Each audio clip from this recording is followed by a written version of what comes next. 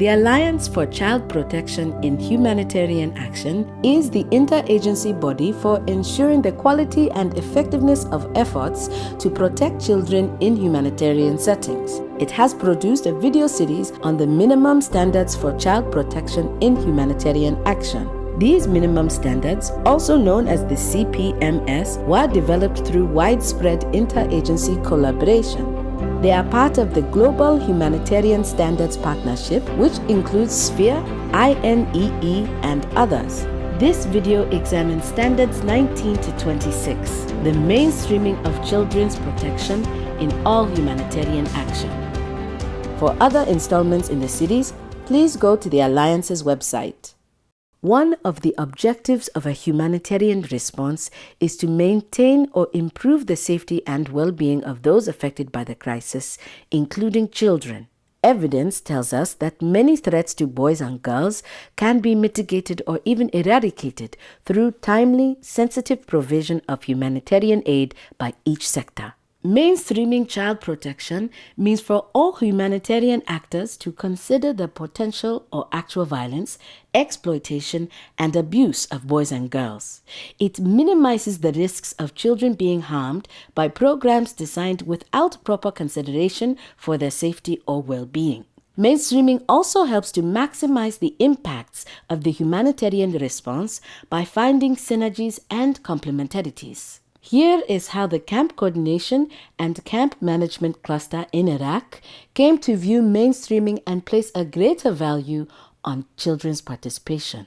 Discussions with the child protection subcluster had led several actors to think further than only a child-friendly space and made them to start considering infrastructure design and participation of children as a requirement for their voices and their needs to be raised. Regardless of our sector of work, each of us is responsible for ensuring that our actions do not put girls and boys at risk in any way.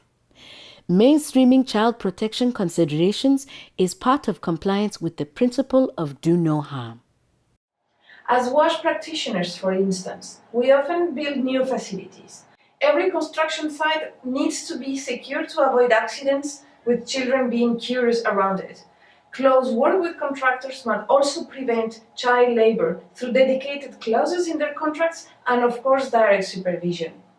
And facility design must consider that children will also be users and ensure that they will not get hurt when using them or playing around them. The early days of a humanitarian response are a chaotic time. However, we need to keep in mind that boys and girls are particularly vulnerable and may be experiencing violence, abuse, neglect, and exploitation. During the first weeks after the earthquake, we designed and implemented temporary learning and protection spaces. Thousands of children receive care, safe water, and education. We believe that a learning process cannot go on if we do not provide children with a protective environment too. From the very start, we can help each other better meet children's needs by asking some practical questions and gathering relevant information. I think it's important to ensure the collection of gender and age disaggregated data so the specific needs of children and adolescents can be taken into consideration. That will help us that, for example, while planning distribution or designing a temporary shelter, we need to know family size, if there are any children that have been registered as separated or unaccompanied, if there are children with disabilities or living with a caretaker that has a disability. Without having this information at hand, it will be very difficult to ensure that we are responding to their needs. Working across sectors should not stop at the data gathering phase, but continue throughout the response. For example, sectors can work together to map relevant services for unaccompanied children. These might include health, distribution of food and non-food items, access to education, shelter, family tracing, counseling, etc.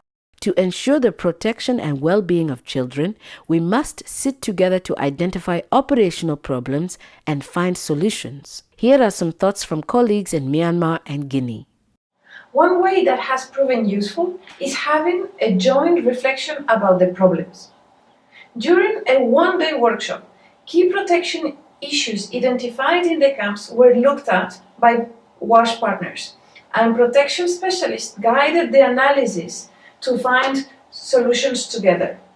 The outcomes of the collective exercise were captured in a checklist. The whole process of exchange, discussion, joint analysis between WASH and protection was key to build a mutual understanding, increase awareness of WASH staff on protection issues, and make protection specialists aware of challenges faced by WASH actors.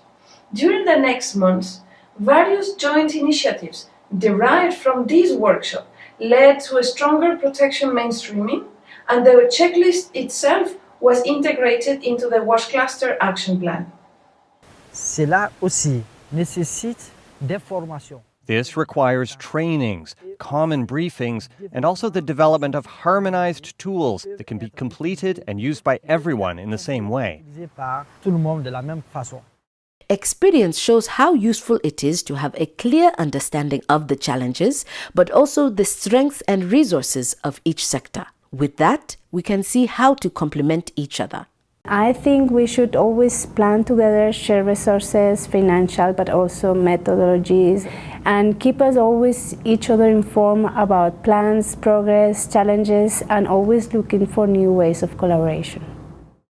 Hygiene promoters and other WASH field workers, due to the type of work they do, are very close to the communities they aim to serve. They very frequently enter homes to survey the knowledge of people about hygiene, to promote hygiene practices, or measure the quality of the household drinking water. But at the same time, they become also witness of many other aspects of the households. So, WASH and child protection specialists developed a training package for WASH field staff that provided them with the skills to identify protection concerns and with the tools to refer them to the actors or the services that can address them. In fact, child protection staff can contribute to a wide range of training, such as children's participation, skills for interviewing children, how to identify vulnerable children and refer them to services, etc. Here is an example from CCCM in Iraq. We are working with the child protection subcluster and key partners to create a training package for camp managers that actually is aligned with the CPMS. This will allow to pass specific activities that we would like to see in all camps across the country. Simple practices and protocols will be embedded in what is the capacity building strategy, and we hope that with this we can create a wider impact and increase the reach of child protection mainstreaming. Checklists and trainings are useful. However, nothing can replace the benefits of actually working together on a daily basis. It's important that we have open relationships where we can ask questions and challenge each other's approaches. Mainstreaming is a two-way street. We need to build trust and respect for each other. There are many ways to improve collaboration. For example, it may come through observing staff as they perform their duties and then providing coaching. Or it could be doing joint needs assessments. Here are some of the approaches they used in Myanmar. Once a water distribution site was set up and started working, my child protection colleague took a moment to evaluate it from her perspective. Children, girls specifically, being the ones in charge of collecting the water for the household, the protection specialist recommended a few changes, such as increasing the presence of female staff within the distribution site. Child-focused safety audits also are a very useful tool for WASH people to adapt their interventions and guide the improvements. So, as we see, living up to the principle of do no harm can easily be integrated by all of us into our existing work. With a little training and the spirit of collaboration, the humanitarian community can go further and be allies and even active agents of children's protection from violence and exploitation. and the CPMS encourage child protection actors to learn from and synergize with the broader humanitarian effort.